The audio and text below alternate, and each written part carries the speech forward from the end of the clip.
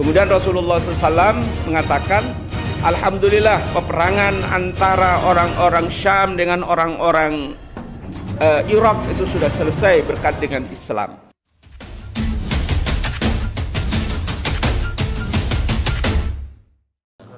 Alhamdulillahi Rabbil Alamin, wassalatu wassalamu ala asrafil anbiya'i wal mursalin, Sayyidina Muhammadin wa ala alihi wa sahbihi ajma'in.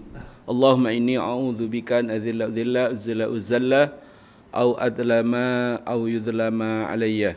Ikhwani wa ahibati rahimani wa rahimakumullah. Alhamdulillah kita bertemu kembali malam hari ini dalam rangka untuk memberikan pencerahan berkaitan dengan beberapa kejadian yang ada di negeri ini. Tapi sebelumnya saya ingin sampaikan firman Allah Subhanahu wa taala di dalam surat Al-Maidah surat kelima ayat 38. Biasanya ayat ini hanya dibacakan oleh mubaligh kita berkaitan dengan fikih, padahal sesungguhnya ayat ini adalah ayat politik. Allah berfirman, a'udzubillahi minasyaitonirrajim, was-sariqu was-sariqatu faqta'u aydiyahuma. Pencuri laki-laki dan pencuri perempuan hendaklah dipotong kedua tangannya kalau memenuhi nisab dari pencurian itu. Kenapa Al-Fakir perlu membawakan ayat ini? Sesungguhnya kalau dalam bahasa Ustadz Ahmad tadi, biang kerok yang terjadi di Papua itu adalah kan ketidakadilan, ketidakberdayaan saudara-saudara kita, apa pemanfaatan kekayaan alam yang Allah berikan kepada mereka itu tidak sepenuhnya digunakan oleh mereka, dimanfaatkan oleh mereka. Sehingga dalam rangka untuk menafsiri ayat ini, sebagaimana di dalam hadis yang diriwayatkan oleh Imam Bukhari, kata Rasulullah sallallahu alaihi wasallam, innama halaka man kana qablakum bi annahum kanu idza syaraka fihim asyarib tarakahu.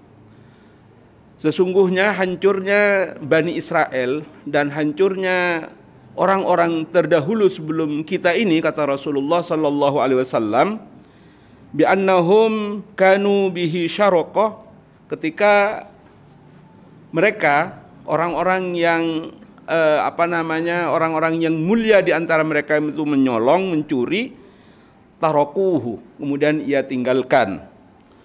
Fa idza syaraka fihim adh-dhaif, ya.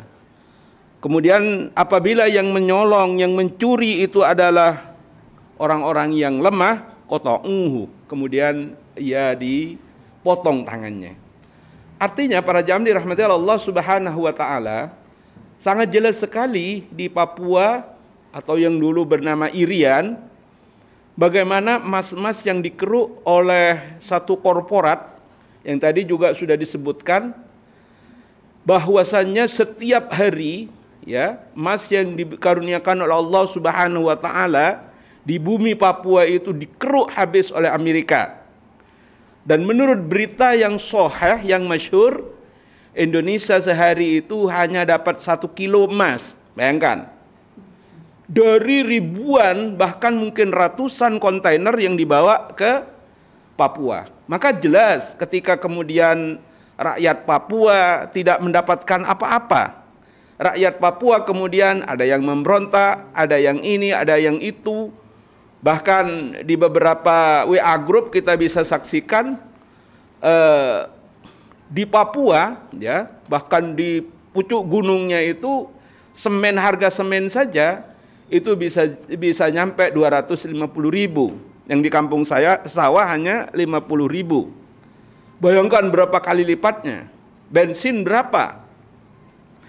Artinya itulah satu tauzik, satu distribusi yang tidak benar yang dilakukan, yang direaya oleh penguasa.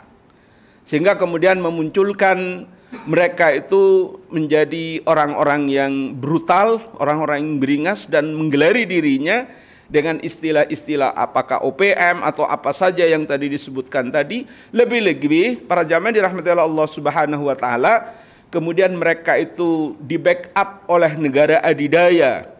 Apakah yang namanya Amerika atau mantan adidaya Apakah itu namanya Inggris? Jadi kloplah bagi mereka. Sementara penguasa-penguasa kita yang ada di Jakarta ini ya menang baik, bahkan sangat menikmati atas kondisi itu. Sehingga para jamaah dirahmati Allah Subhanahu wa taala, kalau tadi disebutkan mereka menjadi bughot ya, menjadi bughot, sebetulnya bughot itu satu istilah khas, satu istilah di dalam fikih Islam yang ada di dalam Al-Qur'an, terutama Allah Subhanahu wa taala menyebutkan di dalam surat Al-Hujurat ayat 9, di mana Allah Subhanahu wa taala mengatakan wa in ta'ifatani minal mu'minin. Jadi sebetulnya yang dinamakan bughat itu para jamaah dirahmati Allah Subhanahu wa taala adalah dari kaum muslimin. Saya nggak tahu agama orang Papua itu apa. Yang OPM itu non-muslim. Non-muslim. Jadi sebetulnya ya mereka tidak bisa terkategorikan bughat di dalam sistem khilafah. Ya mohon maaf kalau ada yang alergi dengan ucapan khilafah. Ya sudah, kita nggak pakai khilafah, pakai daulah Islamiyah aja. Dalam sistem daulah Islamiyah, bahwasanya bughat itu diperuntukkan bagi orang Islam yang memberontak, bagi orang mukmin yang memberontak kepada negara khilafah. Sehingga konteksnya sangat jelas. A'udzubillahi minasyaitonirrajim wa in ta'ifatani minal mu'minina iqtatalu fa aslihu bainahuma wa in baghat. Nah, di situ ada frase baghat yang dikenal dengan bughat. Kemudian apabila dia membangkang ya, fa in baghat ihdahuma alal ukhra, apabila kemudian membangkang atas yang lain ketika ada satu peperangan antar kaum muslimin dan satu ketika sudah diingatkan masih membangkang, ya faqatilul lati hatta tafiya ila amrillah, sehingga mereka kembali kepada Allah Subhanahu wa taala. Fa in fa'at fa aslihu bainahuma bil adl. Ketika semuanya sudah sepakat untuk kembali kepada hukum Allah, maka perlakukanlah mereka itu dengan adil. Wa aqsitu, dan berlaku adillah kalian. Innallaha yuhibbul muqsitin, karena sesungguhnya Allah itu senang kepada orang-orang yang berlaku adil. Sebetulnya para jamaah dirahmati Allah Subhanahu wa taala, berkaitan dengan ini Imam Bukhari dalam kitab Fathul Bari itu menjelaskan ayat ini sesungguhnya turun ketika Rasulullah Shallallahu Alaihi Wasallam itu di atas mimbar dan sedang menggendong Husain, salah satu cucunya. Dan kata Rasulullah, insya Allah ke depan anak ini yang akan memberikan peradilan kepada pertikaian-pertikaian yang ada di tengah-tengah umat. Kemudian Rasulullah SAW mengatakan, alhamdulillah peperangan antara orang-orang Syam dengan orang-orang Irak itu sudah selesai berkat dengan Islam. Maka kata Rasulullah Sallallahu Alaihi Wasallam itu mengatakan kepada para sahabat, ya, unsur, anna Rasulullah Sallam qala unsur akhaka zaliman au madluman. Tolonglah saudaramu, baik dia yang melakukan kezaliman, baik mereka yang dizalimi atau yang melakukan kezaliman. Maka kata para sahabat, fa kaifa ansuruhu zaliman? Bagaimana mungkin ya Rasulullah kami ini akan melakukan pertolongan kepada orang-orang yang zalim? Qala sallallahu alaihi wasallam famanahu min zaliman nasartahu. Maka ketika kamu, kata Rasulullah sallam, mencegah tangan-tangan mereka untuk tidak melakukan kezaliman, maka sesungguhnya itulah pertolongan yang kalian berikan kepada mereka. Siapa yang berhak memberikan pertolongan dalam kasus fiqhul muqaranah, fikih perbandingan yang ada di tengah-tengah kita, yaitu kasus OPM teroris? Tidak mungkinlah, ya, tidak mungkin Banser, tidak mungkin FPI, tidak mungkin organisasi-organisasi massa yang lain. Karena yang membackup adalah negara, lebih-lebih yang membackup adalah negara adikuasa. Maka yang berhak menolong, mencegah mereka itu adalah negara. Negara dalam hal ini adalah tentaranya, polisinya, kalau perlu Panglima TNI-nya turun, kalau perlu Panglima Angkatan Daratnya turun. Dan ini sesungguhnya yang dikatakan oleh Rasulullah SAW, itulah yang dianggap menolong orang yang zalim. Bukan kemudian membiarkan, bukan kemudian memberikan karpet merah. Saya ingat para jamaah dirahmati Allah Subhanahu wa taala beberapa tahun yang lalu. Mahasiswa Papua Merdeka itu mengadakan demo. Subhanallah, oleh Presiden Jokowi digelar karpet merah. Lah ini ada apa ini? Sementara mahasiswa kita yang menggelar demo dibanting dan sampai pingsan sampai hari ini nggak jelas kabarnya. Gimana sesungguhnya perlakuan aparat itu kepada rakyatnya sendiri. Subhanallah. Maka sesungguhnya kalau kemudian jawabannya Papua itu adalah beragama non-muslim, apa OPM itu beragama non-muslim, dalam fikih Islam itu disebutkan dengan memerangi kafir dhimmi.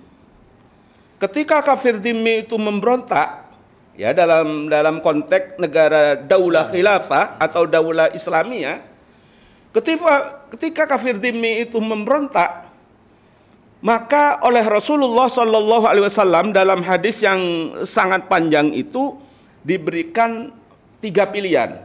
Ya, oleh Rasulullah Shallallahu Alaihi Wasallam diberikan 3 pilihan. Ya, ini sangat jelas, di mana hadis ini diriwayatkan juga oleh Imam Bukhari. Ya, idza laqaita aduka, maksudnya dari orang-orang zimmah, ahlu zimmah, ya, baik musta'min maupun zimmah-zimmah yang lain. Idza laqaita aduka minal musyrikin fad'uhum ihda hisali salasin. Ketika kalian menemukan orang ahli zimmah, ya, yang sudah pernah melakukan perjanjian dengan kalian negara Islam, kemudian dia memberontak, maka fad'uhum ila ihda hisali salasin. Berikan 3 opsi kepada mereka, serulah kepada mereka untuk memenuhi 3 opsi ini. Apa? Ud'uhum ilal Islam. Serulah mereka itu kepada Islam. Ayo, ajak mereka masuk Islam. Ya. Fa in ajabuka faqbil minhum. Kalau kemudian dia diseru untuk masuk Islam dan dia terima, faqbil minhum. Perlakukan mereka. Perlakukan dengan baik mereka. Wa kaffa anhum, dan lindungi mereka. Itu indahnya Islam. Ketika orang sudah, walaupun dhimmi sudah memberontak macam OPM, tapi kemudian diseru untuk masuk Islam, ya, dan dia mau masuk Islam, terima mereka sebagai saudara baru kalian, kata Rasulullah, dan lindungi mereka. Ya, lindungi mereka. Fa idza abau fad'uhum ila i'ta'il jizya. Kalau mereka kemudian abau, mereka itu tidak mau masuk kepada Islam, fad'uhum ila i'ta'il jizyah. Ya udah, kalau ini kalian bayar jizyah lagi. Ya. Kalian bayar jizyah lagi. Jizyah itu apa? Panjang, itu di pesantren-pesantren dipelajari. Di Al-Islam mungkin juga dipelajari. Di pesantren tradisional juga dipelajari tentang jizyah. Ya. Faqbil minhum wa kaffa anhum. Terima jizyah mereka dan lindungi mereka. Ya. Fa idza abau fasta'in billah. Kalau kemudian tawaran pertama masuk Islam tidak mau, bayar jizyah juga tidak mau, maka fasta'in billah. Ya. Kamu minta tolonglah kepada Allah Subhanahu wa taala, wa qatiluhum, dan perangi mereka. Itu kalau ahlul zimmah yang memberontak. Saya tidak tahu apakah nenek moyang dari orang-orang OPM itu pernah masuk Islam atau tidak. Tapi paling tidak, ya, sebagai kalau kemudian negeri ini juga tidak mau mendeklar bahwasanya, kan negeri ini negeri bingung, ya. Dikatakan negeri negeri kafir juga enggak, negeri agama juga enggak, ya. Sebetulnya negeri apa? Kalau kemudian sesungguhnya ketika mau diatur dengan Islam selesai, negeri ini selesai sesungguhnya. Tapi sayang, ya, para jamaah dirahmati Allah Subhanahu wa taala, sebagian besar dari petinggi-petinggi negeri ini semakin membingungkan kalau kita dengar komentar-komentarnya. Kalau kemudian mereka dianggap sebagian dari bugot, ya, dalam fikih Islam juga sangat-sangat jelas harus diperangi. Ya. Bahkan menurut Imam Syafi'i dalam kitabnya peperangan kepada mereka itu tidak boleh kemudian menggunakan alat-alat yang berat, alat-alat yang canggih. Ya. Bahkan tidak boleh menggunakan bom, tidak apalagi nuklir. Dan ketika mereka lari, jangan dikejar. Dan ketika mereka menyerahkan diri, kalau dianggap bugot, terima dia. Ya. Cuman barangkali para jamaah dirahmati Allah Subhanahu wa taala, ini tidak dilakukan oleh pihak kita, pemerintah di negeri ini, sehingga mereka seakan-akan mendapatkan angin. Sudah berapa puluh tahun mereka teriak-teriak seperti itu. Sepertinya beda banget perlakuan itu dengan DOM dulu atau GAM dulu yang ada di Aceh. Ya. Aceh karena memang tidak di backup oleh negara-negara adidaya, hanya di backup oleh negara-negara Eropa yang kecil, ya mungkin dijadikan mainan oleh aparat kita. Tapi ini satu, karena memang di belakangnya itu ada satu monster yang sangat kuat yang bernama negara kapitalis Amerika, ya mungkin juga ngeper, ya. Petinggi-petinggi di negeri ini menjadi ngeper, menjadi takut kepada sesuatu yang tidak harus ditakutkan. Padahal tidak ada kekuatan selain kekuatan Allah Subhanahu wa taala. Allahu Akbar. Allahu Akbar. Yang terakhir, para jamaah dirahmati Allah Subhanahu wa taala, berkaitan dengan OPM ini sesungguhnya masalah kecil kalau dalam Islam. Dalam Islam itu berkali-kali, ya, orang memberontak dan orang ini, dan selesai gitu loh. Selesai, tidak harus makan korban sipil seperti sekarang ini. Saya wallahu alam kalau memang benar perkataan Menko Polhukam itu mengatakan karena kita dipensif, memang rela tentaranya harus mati. Ini cara berpikirnya kayak apa? Jangan-jangan dia otaknya yang nyungsang. Orang harus mati, sementara dia harus hidup. Lebih-lebih kalau kemudian terbukti para jamaah dirahmati Allah Subhanahu wa taala, sipil yang mati sekarang, mau apa lagi? Subhanallah, ya kita tidak tahu lagi. Ya. Wallahu a'lam bishawab. Aqulu qouli hadza astaghfirullahal azim wa lakum. Assalamualaikum warahmatullahi wabarakatuh. Waalaikumsalam.